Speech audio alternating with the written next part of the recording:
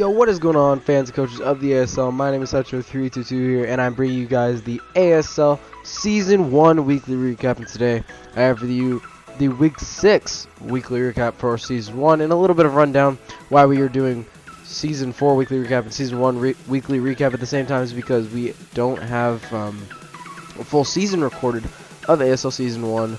So it's good to go look at, look back at the not former coaches, but the current coaches, see how they played back then. And yeah, I've said that in every video, but I'm gonna continue to say it just so it makes sense to people. So I'm sorry that this is up late, just had a very busy week. Now I'm on break, so I shouldn't have any late videos on my part, and most people are getting breaks now, so vids should be uploaded a lot more frequently, although it is Christmas break, so if there are gaps, you gotta understand. So, without further ado, let's go ahead and hop into the first match, which is Sand taking on Gustavo. And Sand's team consists of Arcanine, Gourgeist, Vaporeon, Granbull, Mega Beedrill, Alakazam. Gustavo's team consists of Mega Swampert, Regice, Talonflame, Tentacruel, Volcanion, and Zygarde 50%. Let's hop into it. So, Sand is going to lead out with his Vaporeon, as Gustavo is going to lead with his Toxic Spikes. Tentacruel, as Vaporeon just wants to go for the Baton Pass, going into the Mega Beedrill, which can then go for Protect, scouting the potential Scald. But this Tentacruel is going to actually pack the Rain Dance, and then is going to go into the Swampert, and Swampert is not going to want to Mega Evolve on this Gourgeist, as it's going to hit this Volcanion for some good damage on the Seed Bomb. And Vaporeon is a really good swap in to this Volcanion. Really, all Volcanion could do is Solar Beam Power Herb. Since Z-moves were not a thing back then, this is Gen 6. But Sludge Bomb is going to come out, and then Granbull is going to actually Oko this Tentacruel. And Swampert is going to be able to come out on the Rain, and this Granbull is going to outspeed it. I have a lot of questions. Like, a lot. Does, this thing get Rain Dance? Or does, Granbull get Swift Swim? I'm at a loss. But anyways, Gourgeist is going to be able to come in here and kill the Swampert. And Talonflame is going to go for the Brave Bird, doing about 30%, and Arcanine is going to show off its Rocky Helmet. Talonflame wants to get on out of there. I don't know why Gustavo didn't just hard swap into Volcanion, since he had to take an extra round of Rocky Helmet. He's going to go back out into this Volcanion, and we're having a Weather Wars battle right here. Volcanion is going to go for the Steam Eruption, as Sand is going to make the play into his Vaporeon. Can live that nicely. Vaporeon is going to go for the Wish. It is likely going to want to go out into the Beedrill. He's going to Baton Pass, and he's actually going to go out into the Arcanine. So he wants to put on the pressure with Arcanine. Gustavo is almost going to kill this Arcanine, but he does get a boost in the process. So another Ancient Power would kill. This Regice is going to live due to its boost, and oh, things just got interesting. So Mega Beedrill does outspeed here, so it can come in and just go for a Poison Jab and get rid of this thing. And so unfortunately, Regice was not able to pick up a 5-kill sweep. But out comes Gourgeist, and Gourgeist is going to live anything from this Zygarde. Zygarde is going to go for the Dragon Dance though, and then is going to go for the Earthquake. So Gustavo 100% showing that he does not have a Dragon type move to touch this thing. And Gourgeist is just going to be able to Will-O-Wisp and then go ahead and Synth up. But Gustavo just wants to try and set up further with the Gen 6 burn. It's going to be doing so much. He just cannot stay in there. And Talonflame is going to be the optimal swap, since Sand has little to no swap-ins to this Talonflame at this point. But his Gourgeist is actually going to miss the Rock Slide, so if Gustavo has Roost here, he's going to be in a really good position. But he's going to knock this Alakazam down to its Sash, and Gustavo has to try and win this game essentially with a burned Zygarde 50, so it needs to be able to kill the Beedrill, which it's not really going to be able to. And if Gustavo would have actually clicked Dragon Dance there, he'd be in a fantastic position. But Sand does pack the Protect, of course, since it is Gen 6 Mega Beedrill. And then Vaporeon comes out, and Moment of Truth, does he have the Power Herb? He does not. And Vaporeon is just going to go for the Wish, probably wants to pass it into the Gourgeist, but he's actually, yeah, he's going to Baton Pass. He's going to Baton Pass into the Gourgeist, and this is going to be a little bit of annoying part, I guess. But Gustavo is going to miss his Rock Slide, or is going to miss his Heat Wave, which makes up for Sand missing. In a different scale, because otherwise Volcanion had a chance. If this Vaporeon's only attacking move is Scald and it didn't have Toxic on it, that actually mattered a tremendous amount, because otherwise I believe the Volcanion would have lived, since I don't think this thing has Drill Run. So that is important in that aspect. But Sand, coach of the New York Onyx, are going to take a 2-0 victory over Gustavo, coach of Seeking Rain in Seattle. In the next match, we have Altaria Motives taking on Anderson, and we have the Commissioner Bowl. Ladies and gentlemen, are we in for a treat? Now, week 7 is actually the Commissioner Bowl for season 4, so look for that next week in Weekly Recap. We're gonna have a lot of events for it on the ASL Discord server on Sunday of this week, Sunday of when this match is going up. So it should be a fun time. But yeah, here is the season 1 Commissioner Bowl. On Ian's team, or Altaria Motives, his team consists of Mega Gardevoir, Togekiss, Registeel, Deblade, Hydreigon, Rotom Anderson's team consists of Blastoise, Kyurem Black, Excadrill, Chestnut, Ninetales, and Mega Medicham. Let's hop into it. So we have Rotom Wash against a Mega Medicham, and seeing as though that Ian is likely going to go out and do his Doublade, Anderson wants to go out and do his Kyurem Black to make the neutral play. And here, whoa, okay, let's calm down, Showdown. Let's calm down. So it's going to be Ninetales burning this Hydreigon. So Hydreigon puts a lot of pressure on Anderson's team, but this looks to be especially defensive Blastoise, as it can eat that hit relatively well, and is then going to go for the Yawn. So nice little tech on Anderson's part. And Ian just wants to go for the Willows, likely predicting the Chestnut to come out. And out comes Mega Gardevoir, since Gardevoir is going to be putting on a lot of pressure on this thing. And Ninetales is going to be out against Deblade. Why is it doing that? Calm down, Showdown. So Ninetales is actually going to be using Confuse Ray, so interesting stuff there. And this Hydreigon is going to hurt itself, plus racking up with the burn. That's going to do an absolute truck ton. So this Hydreigon is going to go for the Draco Meteor, and then is going to die to the burn.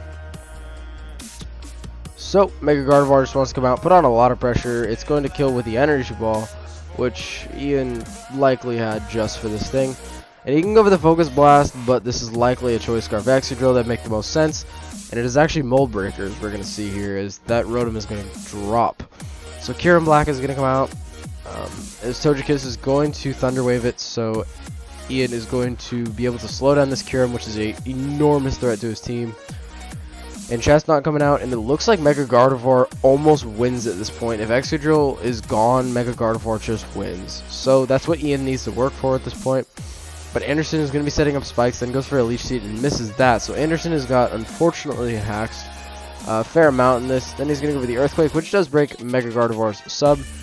And Ian can just follow it up with a big Hyper Voice, but I think he wants to get it more into range. That'd be my best guess. So Ian is just going to go for the Hyper Voice, gets rid of this Chestnut. That out comes the Mega Medicham. It's probably just going to go for a Bullet Punch. Is it a Mega Yeah, it is a Mega Medicham. That's what I was going to say. And Ian is going to go into his Deblade, which Deblade can take any hit, especially this crit Fire Punch. And then can go for a Shadow Claw, following it up with some big damage. Excadrill can come out and easily revenge this thing. But Ian just wants to get that nice 26% off. I think he can go right out into his Togekiss, since his suspicions are likely correct that this is a Choice Scarf Excadrill. And Togekiss is going to go for the Aura Sphere, just really has to weaken down this Ninetales. And it would be nice to save it for the Drill. But the thing is, Ian has to save Togekiss and Registeel for the Drill. Depending on what the Excadrill locks itself into. But with this Confuse Ray Ninetales, it's going to make things a lot more difficult. And Anderson is just getting absolutely massacred with hacks in this match. He's going to get crit flinched. But he is landing all of these Confuse Rays, to be fair. So Anderson's Ninetales is going to go down. He's going to bring out his Kyurem Black, which basically just gets to click Ice Beam and puts in some work.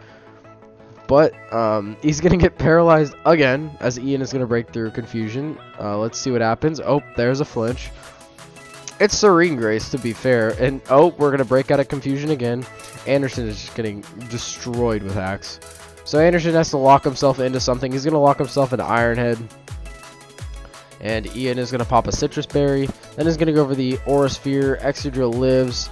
But Ian doesn't really care about saving differential. He doesn't want to risk it, because if it was Swords Dance, well, no, it wouldn't have won if it was Swords Dance. He just doesn't want to risk it. I can understand. And Anderson, his only play is to try and flinch this thing out. But Seismic Toss is going to be able to come through here and is going to win Ian the first ever Commissioner Bowl. So Ian won it in Season 1. In Season 2, Anderson won it. In Season 3, Anderson also won it. So, that is going to be the game. The atrocious Altarias, coached by Altaria Motives, are going to beat Anderson and the Jonesboro Omastars 2-0. So, in the next match, we have the Spam taking on Zero to Hero, also known as TG. Spam's team consists of Mega Alakazam.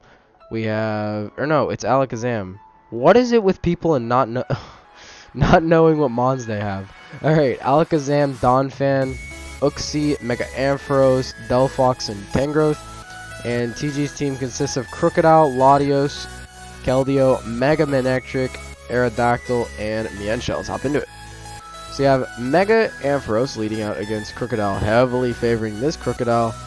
So Spam is going to go right on into his Donphan, and then TG is going to follow it up with a crit knockoff, getting rid of this Donphan's Rocky Helmet, which is ultimately going to help the Mienshao, because Mienshao is looking really good at this point. So TG, knowing that, he just wants to get rid of this Donphan, as it does do some work to his team, and the Alakazam is going to go for the Focus Blast, getting rid of this Crocodile. TG didn't really need Crocodile. Would have been nice for Uxie, yes, but he doesn't truly need it. This Mienshao can go for the Choice Scarf U-turn, going out into Latios, since Latios takes that Psychic really nicely. And then Alakazam is going to go for the Protect, just wanting to scout out what this thing's going to do. They can go for a big Shadow Ball, getting rid of the Latios. And the Alakazam is going to try and swap out, but Aerodactyl is going to catch it on the Pursuit. Mega Ampharos does get to come out here. It's not really going to fear an Earthquake. I mean, it's going to do a lot, but it can live, and then can go for a big Volt Switch, or it's actually going to go for the Dragon Pulse here. Not wanting this Mega Manectric to come in for free, but it does come in here. And out into Uxie, since Uxie can take really anything, all this Mega Manectric gets to hit it is like Snarl and Signal Beam. But the likes of HP Ice and Volt Switch are going to do a fair amount. But Uxie is also going to get the momentum on Keldeo, and Tangrowth is going to come out. TG really okay if his Keldeo goes down here. His Keldeo is going to be absolutely destroyed by that. And Spam is sitting in the driver's seat right now, but his Tangrowth is going to be crit. I'm not 100% sure if that crit matters. By the way, it happened.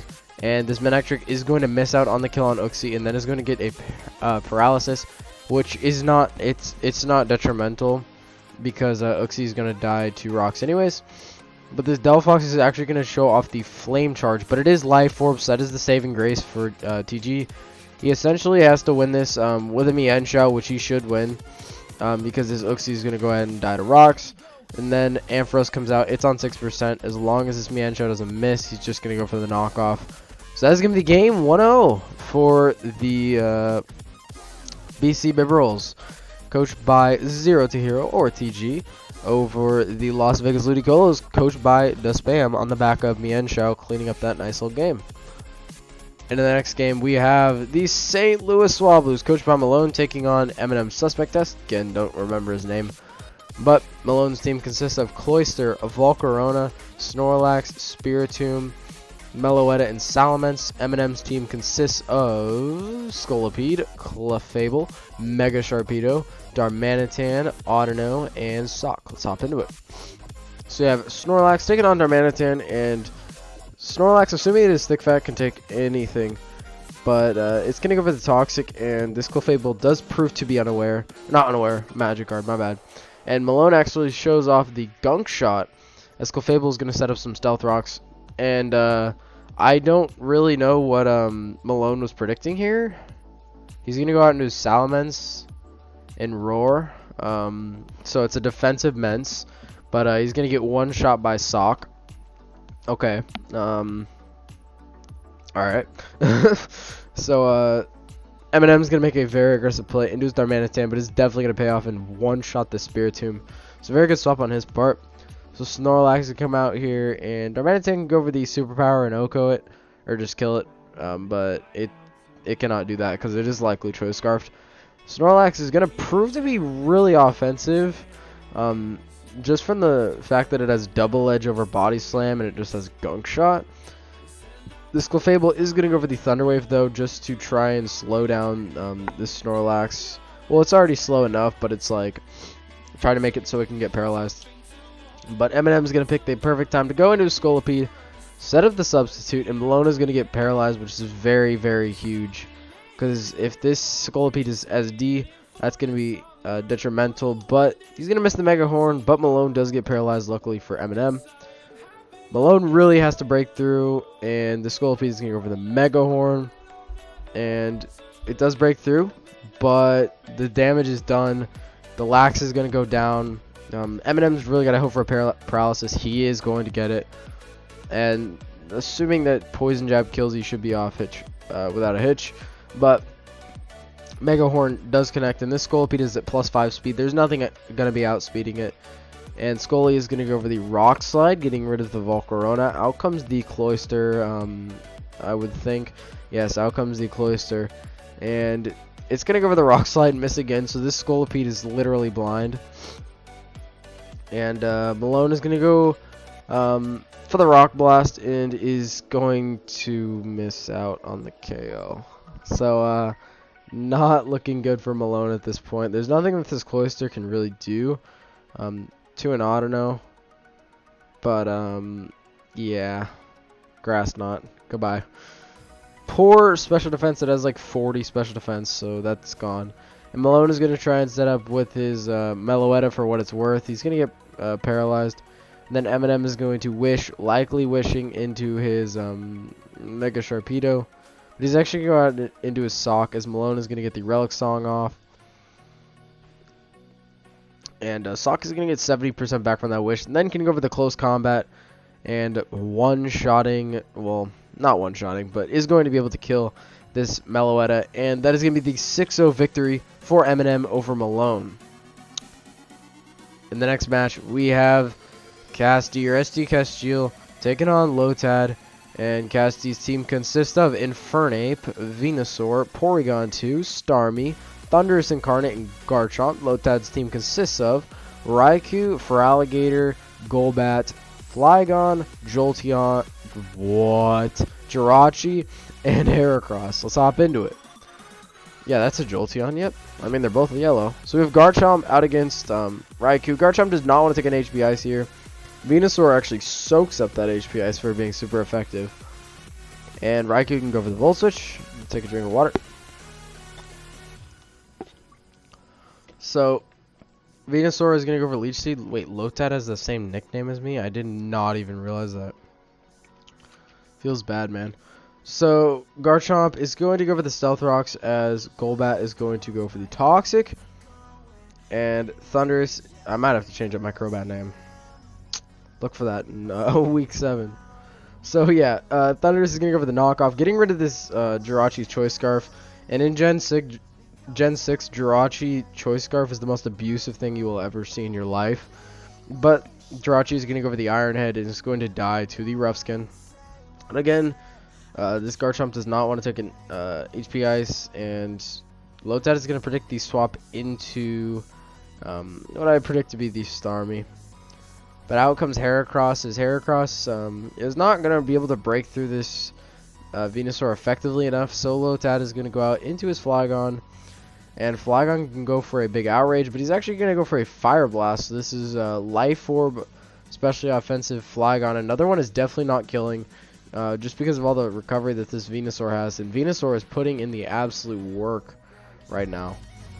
Who says it needs to be Mega Venusaur to put in some work?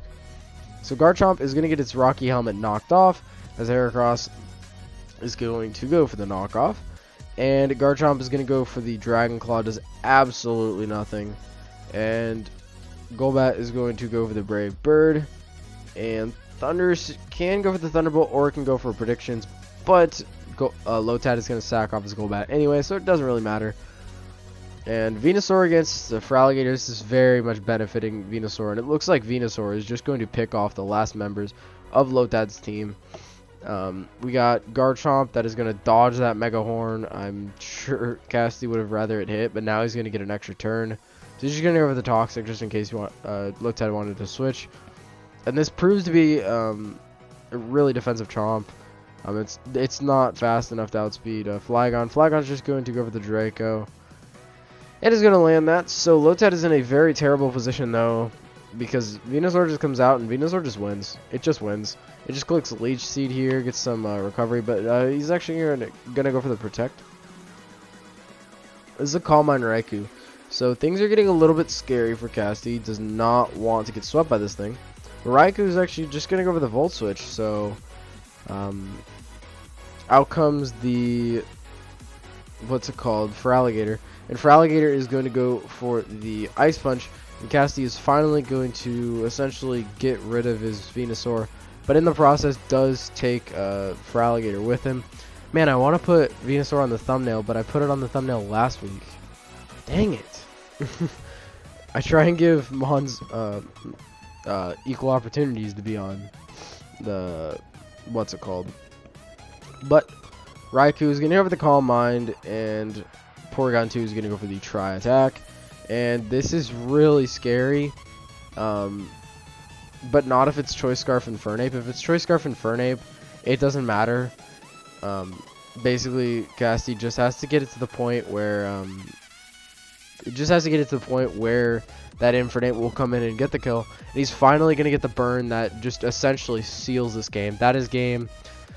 There is no way to get around it, just because Scarf and Fernape just wins at this point. He's going to go for the Mach Punch. So he actually is not Choice Scarf. He just has Mach Punch. Flygon is going to come out. It is not going to live a Mach Punch.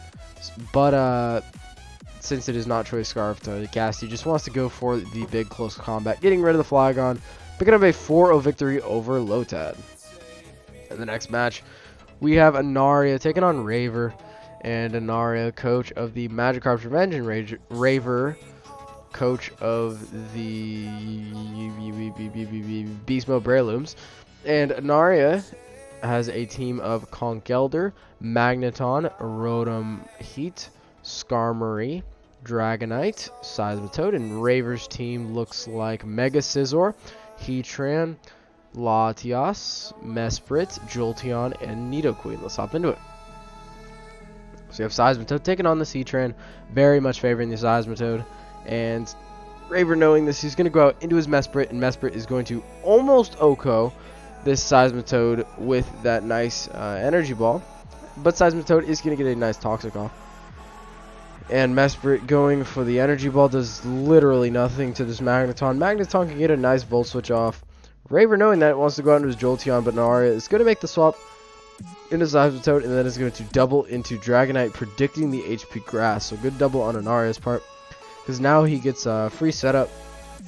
And assuming Anaria prepped correctly, he's going to have the Fire Punch for this thing.